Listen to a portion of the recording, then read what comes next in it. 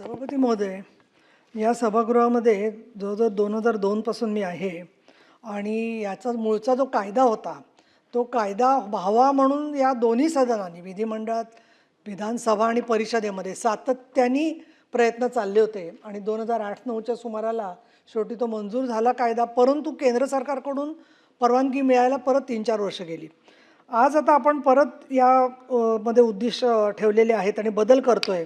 त्याचं मी स्वागत करते की शिक्षा 5 वर्षापासून 7 वर्षापर्यंत आणि ते सगळं रिपीट करत नाही. पण मुळात असं आहे की कर्ज वसुलीसाठी धमकी, पाठलाग आणि मानसिक त्रास याची व्याख्या आपण जी म्हणतोय त्यामध्ये मुळामध्ये जेव्हा शेतकरी कर्ज घेतो त्यावेळेला बँकांची उदासीनता जी आहे त्याच्या कारणामुळे तो जसं कर्ज घेतो तसं सावकार त्यांना गावागावामध्ये कुठेतरी उपलब्ध असतो आणि त्याच्यामुळे तो पटकन त्याच्याकडे आकृष्ट होतो. ही देखील वस्तुस्थिती आहे. याच्या संदर्भामध्ये अरुण इंगळे म्हणून शेतकरी आहेत बुलढाण्याचे, जवळजवळ 22 वर्ष ते सातत्याने सहकार विभागाकडे पाठपुरावा करत आहेत.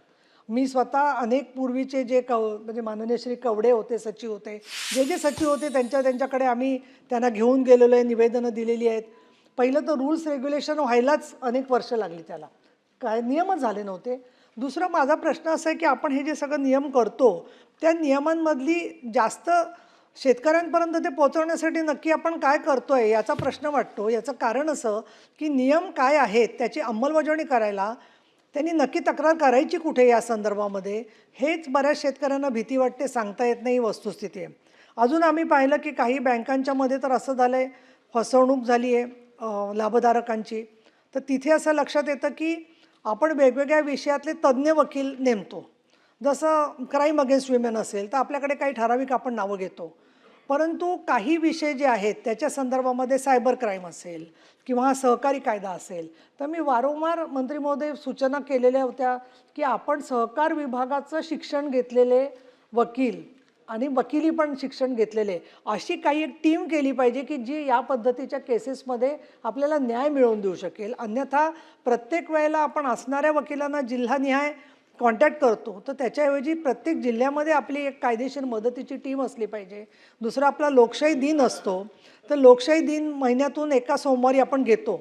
तुम्हीच स्वतःच्या मनाला विचारा आणि सांगा की सहकार विभागाच्या तर्फे आपले जे कायदे आहेत आणि असे विशेषतः सावकाराच्या विरोधातले जे कायदे आहेत त्याच्यासाठी सहकार विभाग लोकशाही दिनाच्या दिवशी किती आपण लोकांना भेटतो. अत्यंत मला निराशाजनक अनुभव आहे.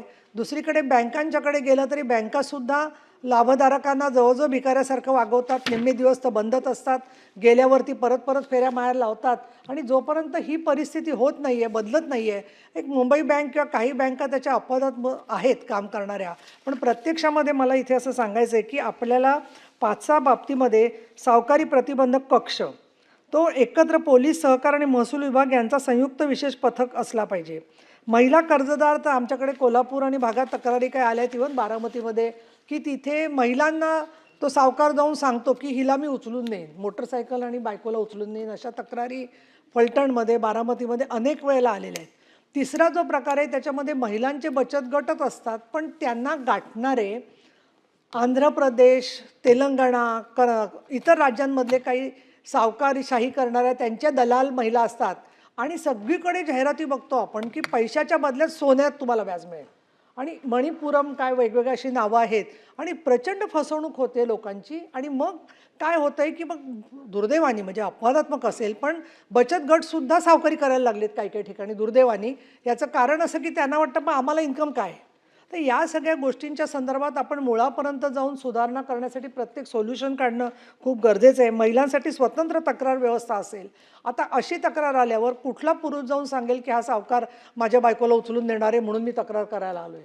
कोणी त्याला म्हणेल ना की तुझ्यातच काही दम नाही आहे, असं नाही तसं नाही. त्यामुळे समाजाचा स्टिग्मा खूप आहे, माणसं बोलू शकत नाहीत त्याच्यामध्ये. त्याच्यानंतर डिजिटल तक्रार असली पाहिजे. आणि या कायद्याची माहिती आज मी तरुण शेतकरी खूप बघते की ज्यांना खूप तयारी आहे, बदल आहे, करण्याची इच्छा आहे. दुसरं पोलिसांना सुद्धा प्रशिक्षण या संदर्भातलं खूप आवश्यक आहे असं मला वाटतं. कारण जेव्हा पोलीस स्टेशनला तो माणूस तक्रार करायला जातो त्यावेळेला तो त्यातल्या अनेक त्रुटी सांगतो, पुरावे मागतो आणि याबद्दल कशा पद्धतीने तक्रार करावी कळत नाही. आणि सगळ्यात महत्त्वाचं की या कायद्यासाठी दोन्ही सभागृहांनी कितीतरी वर्ष प्रयत्न केलेले आहेत. तर माझी तुम्हाला विनंती राहील की तुम्ही पटलावरती सन्माननीय भाई जगतापही बोलले होते की पटलावरती दरवर्षी किती तक्रारी आल्या, किती गुन्हे झाले, किती दोषसिद्धी झाली, याचं एक काहीतरी आम्हाला उत्तरदायित्व स्वीकारलं तर मला असं वाटतं की त्याचा चांगल्या प्रकारची भूमिका होईल. अवैध सावकारी विरोधात सरकारची कठोर भूमिका आहे. शिक्षा आणि दंडात मोठी वाढ आहे. पुनरावृत्ती करणाऱ्यांवरती कठोर कारवाई आहे. धमकी आणि छळाची स्पष्ट व्याख्या आहे. कर्जदाराच्या संरक्षणावर भर आहे. परंतु याचबरोबर याची अंमलबजावणीची यंत्रणा सहकार विभागाने तालुका स्तराच्या पलीकडे जाऊन जोपर्यंत होत नाही तोपर्यंत या कायद्याला अधिक आपण मजबूत बनवू शकणार नाही. याच्याकडे मला लक्ष वेधावं असं वाटतं. माझी या संदर्भातली लक्षवेधी पण मी दिलेली आहे की ज्याच्यामध्ये अजून त्रुटींच्या संदर्भामध्ये काही मांडणी आणि सुधारणा प्रक्रियेबद्दलची अपेक्षित आहे. धन्यवाद सभापती.